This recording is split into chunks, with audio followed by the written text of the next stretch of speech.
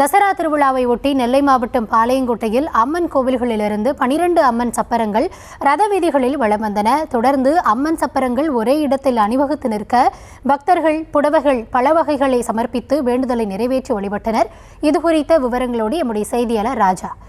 வணக்கம். முழுமையான விவரங்களை வழங்கலாம். வணக்கம்.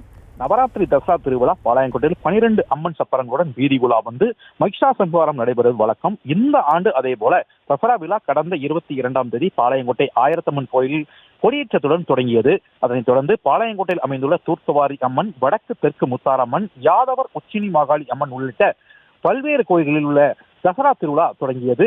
12 தினங்கள் நடைபெற்ற நவராத்திரி தசரா திருவிழாவில் தினமும் பல்வேறு அலங்காரங்களில் அம்மன் கொலு வீற்றிருக்கும் வைபவம் நடைபெற்றது.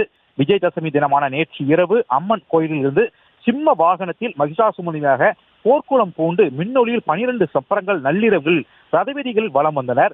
இன்று காலையில் அருள்மிகு ராமசாமி கோயில் திடலில் அனைத்து அம்மன் சப்பரங்களும் அணிவகுத்து நிற்க ஒரே நேரத்தில் கற்பூர ஆரத்தி நடைபெற்றது. இந்த ஆரத்தியில் ஆயிரக்கணக்கான பக்தர்கள் கலந்து கொண்டு அம்பாளுக்கு புடவை பல வகைகள் சமர்ப்பித்தும் தேங்காய்கள் உடைத்தும் தங்கள் வேண்டுதலை நிறைவேற்றினர்.